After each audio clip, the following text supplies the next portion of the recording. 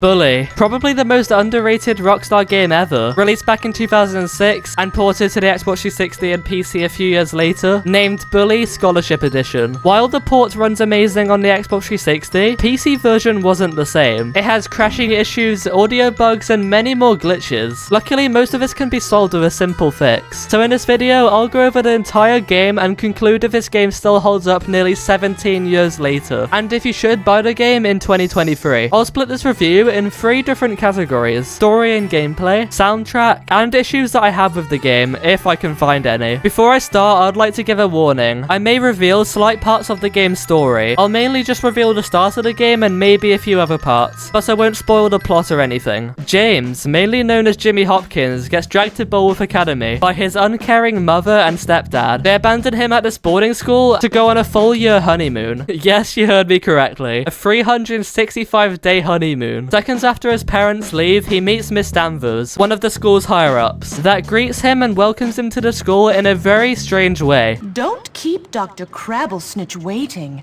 He's a brilliant man. Brilliant. As soon as Jimmy enters the school grounds, he gets approached by some bullies that you can either choose to avoid or beat the living f*** out of. Watch out for the prefects when fighting though. They'll attempt to bust you on sight. Hey, doofus McDorkwad. When you enter the school, you meet Dr. Crabblesnitch, the school's principal, and he's a lovely, lovely man. After having a lovely meet and greet with Dr. Crabblesnitch, you get ordered to find your dorm room and put on the new school uniform. On the way there, you get approached by the bullies again. You are forced to beat them until they can't handle you anymore. Right after this happens, you meet the leader of the bullies, Russell, that doesn't like what you did to his friends and sends you back 3 weeks with his mighty punch. Luckily, another teacher sees this and breaks up the fight. Finally, you can go and put on your uniform, right? Well, nearly. You bump into another student named Gary. He seems very sarcastic and strange, but he wants to be your friend, so I guess that's a good start. He shows you around the boys' dorm and shows you your bedroom to finally wear your drippy uniform. While Jimmy is sitting there feeling sorry for himself, you meet another kid named Petey. He's really nice and welcoming, but Gary doesn't seem to like him. Oh, I see you've met the dorm's mascot. Ladies and gentlemen, I give you Femboy, the girliest boy in school. Jimmy's had enough of the day. He got abandoned by his parents, had to fight some bullies minutes after entering the school grounds, and now has to deal with Gary being annoying for no reason at all. Before lessons start, Gary shows you around the school. You bump into Russell again, and he demands your money this time. So, you obviously get your revenge. Then you find this girl named Eunice, and she's distraught because her chocolates got stolen. So you beat up the piece of shit that stole them and return the chocolates for a quick kiss. Next you go to the cafeteria, where Gary introduces you to everyone in the school. The nerds, the preps, the greasers, and the jocks. So after you have that nice brief of the school, it's time for class. And who wouldn't want to do chemistry first thing in the morning? I actually hated chemistry because I was so bad in real life. But don't worry, there are so many classes you can attend in this game. Chemistry, where you can unlock different weapons. English, when passing you can unlock different taunts or apologies. Art, where you can draw your favorite teacher. Okay, this is kind of creepy. Gym, here you can either unlock new fighting moves or give yourself better accuracy of projectile weapons. Biology, dissect an animal, get a nice clothing item. Music, where you can make some fire beats.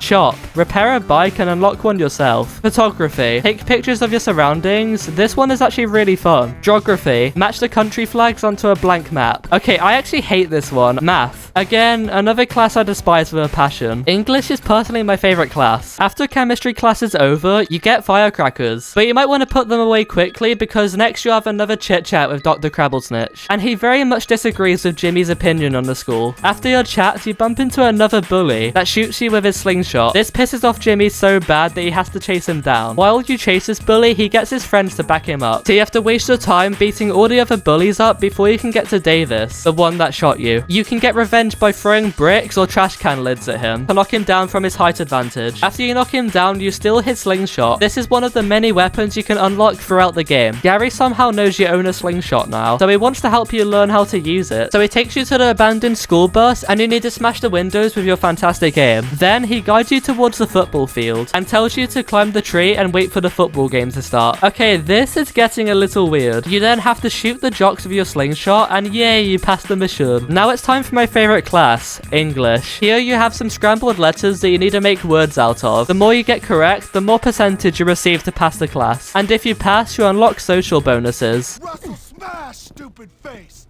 Don't pick on me. Scar's face! After English ends, you meet Algie. He's actually the first nerd you meet, and he needs help. He wants to go to his locker so he can get his library books and return them, but he's scared he'll get beat up on the way there. So he offers to pay Jimmy if he'll be his bodyguard for the next while. And what a shocker, you have to fight more bullies. 3 of them this time. Then you guide Algie into the school, take him to the boys' bathrooms, then you get approached by even more bullies to beat up. Next you take Algie to his locker, and you get a whopping $5 as promised. That's all I'm gonna spoil about the story, so now let's get to the gameplay. After explaining the first 3 to 4 missions, it really seems like you can do whatever you want, right? Just like in real life school, there are boundaries to what you can and can't do. If you beat someone up, you can easily get busted by a prefect. If you steal from a locker, you can get busted. If you get into trouble too often, you can even be forced to attend detention. And yes, this actually feels like a punishment. Time to pay back the faculty for all their kindness. I don't think you know what kindness means.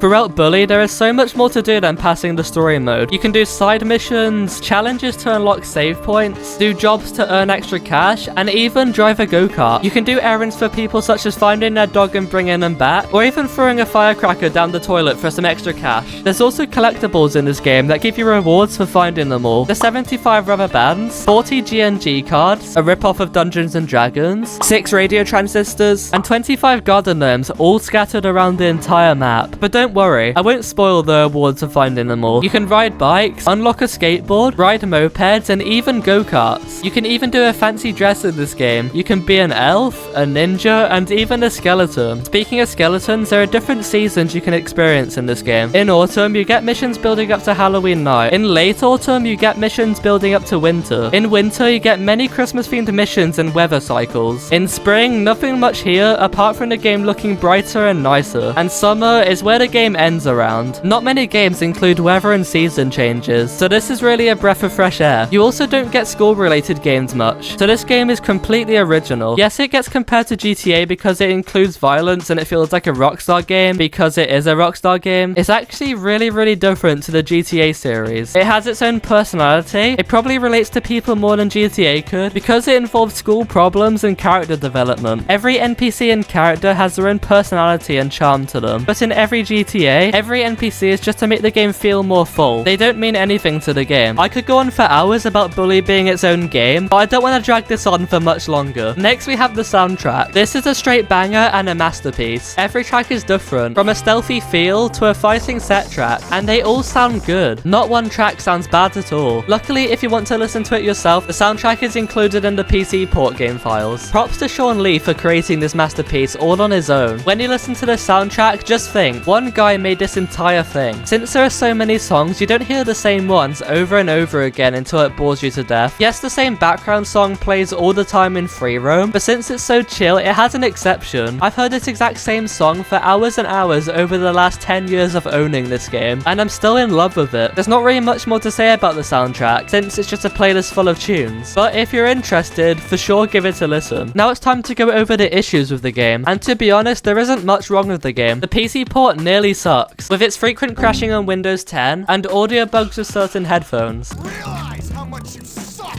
Get lost!